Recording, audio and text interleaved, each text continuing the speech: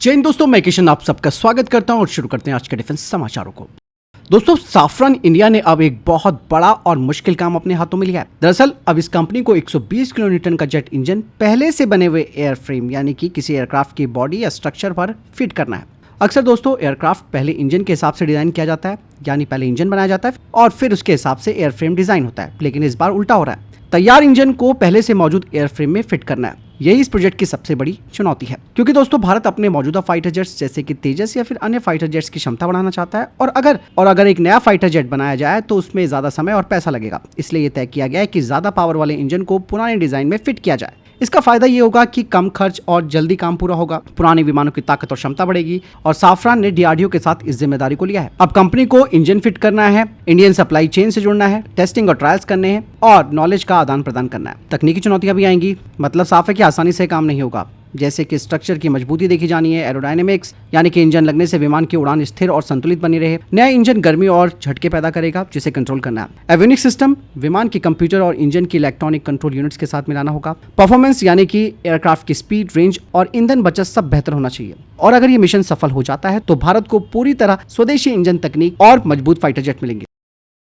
वही दोस्तों L&T precision engineering and system ने अपना नया तीर यूएस यानी कि मैन्यूरेबल रिकवरेबल एरियल टारगेट ड्रोन का ट्रायल सफलतापूर्वक पूरा कर लिया है। ये ट्रायल भारतीय वायुसेना के साथ मिलकर किया गया है। तीर ने हर टेस्ट पास किया है और ये दिखाया है कि ये कई रोल्स में इस्तेमाल हो सकता है। इसका इस्तेमाल कहाँ किया जाएगा ये भी मैं आपको बताता हूँ। दरअसल एयर डिफेंस सिस्टम जैसे कि आकाश मिसाइल और एडवांस रडार नेटवर्क की टेस्टिंग के लिए इसका इस्तेमाल किया जाएगा। पायलट्स और एयर डिफेंस यूनिट्स को ट्रेनिंग देने के लिए इसका इस्तेमाल होगा। इलेक्ट्रॉनिक वॉरफेयर की ट्रेनिंग में इसका इस्तेमाल किया जाएगा और भविष्य में दोस्तों रिकॉनेसेंस के लिए भी इसका इस्तेमाल किया जा सकेगा। इसे लॉन्च करने के लिए मॉडुलर कैटापल्ट सिस्टम की जरूरत होती है, मतलब रनवे की जरूरत नहीं पड़ेगी। आसानी से इसे ले जाया जा सकता है और जल्दी से डिप्लॉय किया जा सकता है। इवन दोस्तों L&T इसका नेक्स्ट वेरिएंट बना रहा है यानी कि तीर NG, और ये होगा हाई स्पीड लो फ्लाइंग एरियल टारगेट, मतलब ये बहुत तेज और जमीन के करीब उड़ेगा। इसके अलावा श्री रेफ्रिजरेशन लिमिटेड को हिंदुस्तान शिपयार्ड लिमिटेड की तरफ से 106.62 करोड़ रुपए का ऑर्डर मिला है। यह ऑर्डर भारतीय नौसेना के फ्लीट सपोर्ट शिप प्रोजेक्ट के लिए कंपनी नौसेना के लिए टर्निक हीटिंग, वेंटिलेशन और एयर कंडीशनिंग सिस्टम बनाएगी। फ्लीट सपोर्ट शिप के तहत दोस्तों भारतीय नौसेना के लिए 9 बड़े जहाज बन रहे हैं। ये जहाज नौसेना को फ्यूल, पानी, गोला बारूद और जरूरी सामान समुद्र में ही सप्लाई करेंगे। इससे नौसेना लंबे समय तक समुद्र में ऑपरेशन कर पाएगी। वहीं दोस्तों पारस डिफेंस एंड स्पेस टेक्नोलॉजी को भारत इलेक्ट्रॉनिक्स लिमिटेड से 45.32 करोड़ रुपए का ऑर्डर मिला है। ये ऑर्डर सिग्नल और डेटा प्रोसेसिंग सिस्टम और मल्टी सेंसर फ्यूजन सिस्टम की सप्लाई के लिए। डिलीवरी की टाइमलाइन 29 महीने रखी गई है। ये सिस्टम दोस्तों एयर डिफेंस नेटवर्क को और मजबूत करेगा, यानी कि दुश्मन के खतरों को तुरंत पहचानेगा, अलग अलग सेंसर से मिले डेटा को जोड़ेगा, रियल टाइम में सही फैसले लेने में मदद करेगा। नतीजा ये होगा कि मल्टी लेयर यानी कि कई स्तर वाला एयर डिफेंस जो किसी भी हालत में काम कर पाएगा। वहीं भारतीय नौसेना जर्मनी की कंपनी थीसेनक्रूप मरीन सिस्टम के साथ मिलकर काम कर रही है ताकि डीआरडीओ के द्वारा बनाई गई 500 किलोमीटर रेंज वाली सबमरीन लॉन्च क्रूज मिसाइल को नई बनने वाली U214 NG पनडुब्बियों में लगाया जाए, जो कि प्रोजेक्ट 75I के तहत बनेंगी। अभी तक दोस्तों भारतीय नौसेना की कलवरी क्लास की पनडुब्बियों में फ्रांस की बनी एक्सोसेट SM-39 मिसाइल है, जिसकी मारक क्षमता केवल 50 किलोमीटर है और ये स्वदेशी SLCM से नौसेना की ताकत कई गुना बढ़ जाएगी। इसकी रेंज 200-500 किलोमीटर है, यानी कि ये 2 तरीके के हमले कर सकती है। पहला लैंड अटैक, दूसरा एंटी शिप। SLCM की कई खासियतें होंगी, जैसे कि निर्भय मिसाइल का ये एक छोटा और कॉम्पैक्ट वर्जन होगा। 533 mm टॉर्पीडो ट्यूब से इसे दागा जा सकता है। ये 300 किलो का वॉरहेड ले जा सकती है। इसमें सी स्कीमिंग क्षमता होगी, यानी कि पानी की सतह के बहुत पास उड़कर ये रडार से बच सकती है। इवन इसमें गाइडेंस सिस्टम की बात की जाए तो इसमें INS, GPS, RF सीकर और आगे चलकर DSMAC लगाया जाएगा। आपको मैं बता दूं कि DRDO इस SLCM का टेस्ट 2023 में कर चुका है, जो कि 402 किलोमीटर की रेंज में किया गया था, वो भी अंडर वाटर फैसिलिटी से। नवंबर 2024 में इसकी दूसरी सफल टेस्टिंग हुई थी। हालांकि अभी तक SLCM को असली पनडुब्बियों से लॉन्च नहीं किया गया था। ये टेस्ट 2030 में पूरा होगा ताकि जब पहली U214 NG पनडुब्बी की डिलीवरी होगी तब तक ये मिसाइल पूरी तरीके से तैयार हो जाएगी। इसके अलावा भारत करने जा रहा है एक और बड़ी डिफेंस डील, जो कि $1 बिलियन की फाइटर जेट इंजन डील है। दरअसल अमेरिकी कंपनी GE और भारत के बीच ये डील सितंबर तक साइन हो सकती है। इससे भारतीय वायुसेना के फाइटर जेट्स और ज्यादा ताकतवर बनेंगे और स्वदेशी इंजन तकनीक को भी बढ़ावा मिलेगा। वही DRDO की centre for artificial intelligence and robotics ने अपने स्टार प्रोग्राम के तहत पहला 2 पैरों वाला रोबोट बिना किसी सहारे का चलकर दिखाया है। इसके अलावा 4 पैरों वाला रोबोट भी तेजी से तैयार किया जा रहा है। ये रोबोट दोस्तों खतरनाक जगहों पर काम करने के लिए बनाए जा रहे हैं। ये 24 डिग्री तक मूवमेंट कर सकते हैं, दरवाजा खोल सकते हैं, वॉल्व घुमा सकते हैं, बारूदी सुरंग या बम उठा सकते हैं, इवन खतरनाक तरल पदार्थ भी उठा सकते हैं। दिन रात काम करने की क्षमता होगी इनकी। माइनफील्ड या केमिकल जोन जैसे क्षेत्र में भी ये सुरक्षित रूप से काम कर सकते हैं। ये इंसान के जैसे चलते हैं, गिरने पर बैलेंस बना सकते हैं, ऊबड़ खाबड़ जमीन पर ये चल सकते हैं। इवन इनमें AI और मशीन लर्निंग का इस्तेमाल किया गया है।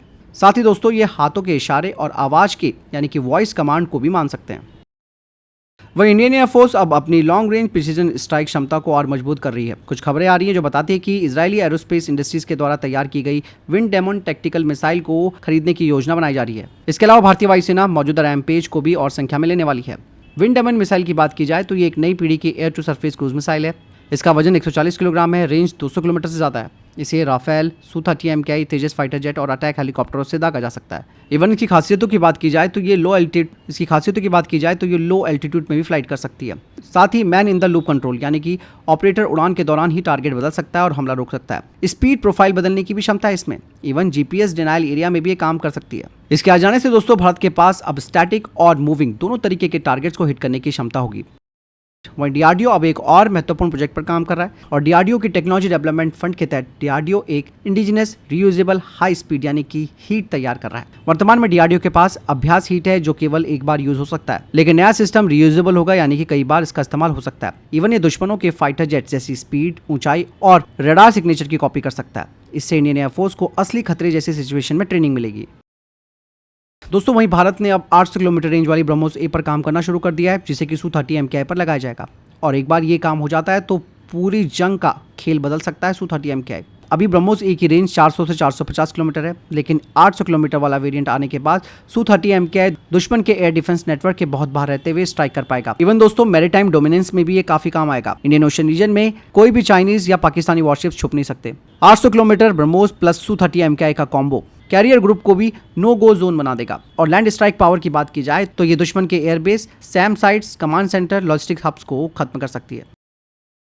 वहीं दोस्तों CDS अनिल चौहान जी ने कहा कि सुदर्शन चक्र होगा ढाल भी और तलवार भी। दरअसल भारत ने अब अपने एयर डिफेंस प्रोजेक्ट सुदर्शन चक्र पर काम करना शुरू कर दिया है। इसे इजराइल के आयरन डोम की तर्ज पर बनाया जाएगा, लेकिन ये उससे बड़ा और काफी कॉम्प्लेक्स होगा। साथ ही CDS अनिल चौहान जी ने कहा कि इसमें ग्राउंड, एयर, सी, अंडर वाटर, स्पेस सभी सेंसर्स और सिस्टम्स को जोड़ा जाएगा। Real time data processing, AI, big data और क्वांटम टेक्नोलॉजी का भी इस्तेमाल होगा। इवन इसको स्ट्रैटेजिक लोकेशन पर डिप्लॉय किया जाएगा। इसमें सॉफ्ट किल और हार्ड किल होगा, जिसमें kinetic weapons plus directed energy weapons का इस्तेमाल किया जाएगा। CDS जी ने कहा कि जैसे कृष्ण और अर्जुन ने कुरुक्षेत्र में जीत हासिल की, वैसे ही भारत को टेक्नोलॉजी और संयुक्तता यानी कि जॉइंटनेस के जरिए जीतना होगा। उन्होंने कहा कि आने वाले युद्ध मल्टी डोमेन वॉरफेयर होंगे।